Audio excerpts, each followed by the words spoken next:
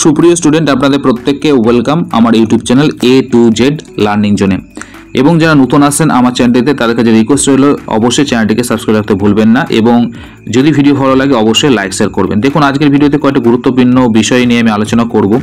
আপনারা ইতিমধ্যে জানেন যে রবীন্দ্রভারতী ইউনিভার্সিটিতে ডিস্টেন্সে পিজি কোর্সের জন্য যে অ্যাডমিশন, তার যে ফর্ম ফিল আপ, ভর্তির ফর্ম ফিল আপ কিন্তু শুরু হয়ে গেছে 1/7/2025 থেকে, এবং সেটা চলবে 5/9/2025 পর্যন্ত, অর্থাৎ সেপ্টেম্বর মাসের 5 তারিখ পর্যন্ত।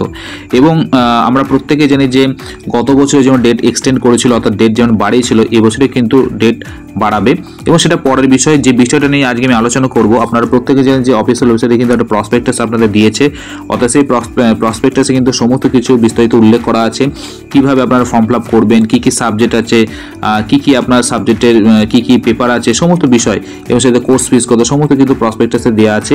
এই মুহূর্তে যে পেজটা আপনাদের সামনে খোলা আছে, সেই পেজে কিন্তু আপনাদের কিছু পার্টিকুলার কিছু বিষয় কিন্তু উল্লেখ করা আছে, সেই জিনিসগুলো কিন্তু আমাদের জেনে রাখা প্রয়োজন। আদারওয়াইজ কিন্তু আপনারা যারা অ্যাপ্লিকেশন করছেন, অর্থাৎ যারা অ্যাপ্লাই করছেন ভর্তির জন্য, তাদের কিন্তু সেই ফর্ম রিজেক্ট হয়ে যেতে পারে। তাই সবার আগে সেই বিষয়গুলো আপনাদেরকে জেনে রাখা প্রয়োজন। দেখুন, এখানে যে মেন যে বিষয়টা বলছে, প্রথমেই দেখুন এখানে উল্লেখ করা হচ্ছে যারা বিশেষ করে যারা সোশ্যাল ওয়ার্ক, রবীন্দ্রসঙ্গীত এবং জিওগ্রাফি এবং ভোকাল মিউজিক, এই সমস্ত বিষয়গুলোর জন্য যারা অ্যাডমিশন নেবেন, তাদের কিন্তু আপনাদের মেন ক্যাম্পাসে কিন্তু আপনাদের অ্যাডমিশন নিতে হবে। এবং মেন ক্যাম্পাসটা যেটা রবীন্দ্র ভবন সল্টলেক, যে কলকাতার অ্যাড্রেসটা দেওয়া আছে, সেখানে যে মেন ক্যাম্পাস আছে সেখানে কিন্তু আপনাদের অ্যাডমিশন নিতে হবে। আদারওয়াইজ যদি এই সাবজেক্টগুলোর জন্য আপনি কোনো অন্য স্টাডি সেন্টারে কিন্তু অ্যাডমিশন, সেক্ষেত্রে কিন্তু আপনার ফর্ম রিজেক্ট হয়ে যাবে।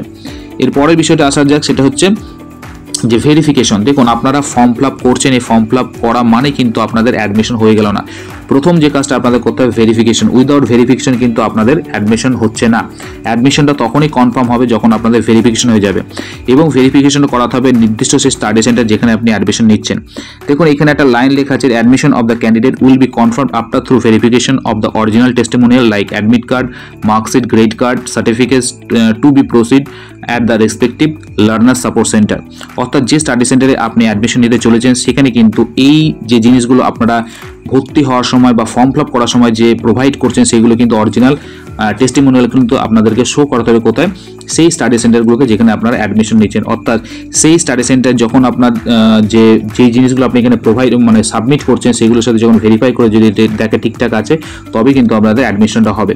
অর্থাৎ অ্যাডমিশনের জন্য কিন্তু অবশ্যই আপনাদেরকে ভেরিফিকেশন করাতে হবে। ভেরিফিকেশন ছাড়া কিন্তু আপনাদের অ্যাডমিশন হচ্ছে না। এবার পরের বিষয়টা দেখা যায় যে date of verification of the original testimonial will be notified in due course on the university website at দেওয়া আছে। অর্থাৎ এই ক্ষেত্রে দেখতে পাচ্ছি আমরা যে অফিসিয়াল ওয়েবসাইট দেওয়া আছে, সেই অফিসিয়াল ওয়েবসাইটে কিন্তু আপনাদেরকে পরবর্তী সময় কিন্তু যে অরিজিনাল যে টেস্টিমোনিয়ালগুলো আপনাদের ভেরিফিকেশন হবে, সেগুলোর জন্য কিন্তু একটা নোটিশ কিন্তু পাবলিশ করা হবে। এই নোটিশ পাবলিশ যেটা করবে, সেখানে কিন্তু আপনাদের ডেট উল্লেখ করে দেবে, সেই ডেট অনুযায়ী কিন্তু আপনাদেরকে ভেরিফিকেশন করে নিতে হবে। দেখুন, তার নিচে দেওয়া আছে date of verification of the original testimonials will be notified in due course on university website www.rbude.in. Students are required to complete verification within stipulated date and the time, failing which the candidate will stand cancelled. অর্থাৎ এই টাইমের মধ্যে, যে time তারা উল্লেখ করে দেবে, সেই টাইমের মধ্যে যদি আপনারা ভেরিফিকেশন না করেন, সেক্ষেত্রে কিন্তু আপনার যে ভর্তির যে ফর্ম ফিল আপ, সেটা কিন্তু আপনাদের ক্যান্সেল হয়ে যেতে পারে। এবার দেখুন, আরেকটা বিষয় আপনাদের উল্লেখ করা আছে যে আফটার দ্য ভেরিফিকেশন প্রসেস, এবং তার পাশে দেখুন ব্যাখ্যাটা লেখা যায় through web portal by the respective LSC. অর্থাৎ আপনাদের যে স্টাডি সেন্টারগুলোতে আপনারা অ্যাডমিশন নিতে চলেছে, সেই স্টাডি সেন্টার যে তাদের নির্দিষ্ট যে ওয়েব পোর্টাল আছে, সেখানে কিন্তু আপনাদের ভেরিফিকেশন করাতে হবে। এবং ভেরিফিকেশন করার পর আপনাদেরকে একটা ইআইডি কার্ড, যেটাকে আমরা এনরোলমেন্ট আইডি কার্ড বলে থাকি, সেই এনরোলমেন্ট আইডি কার্ড কিন্তু আপনাদেরকে প্রোভাইড করা হবে ইউনিভার্সিটির যে সাইটে, সেখান থেকে কিন্তু আপনারা সেখান থেকে পেয়ে যাবেন। এই আই কার্ডটা কিন্তু অবশ্যই আপনাদেরকে রেখে দিতে, যেটা পরবর্তীকালে কিন্তু আপনাদের কাজে লাগবে।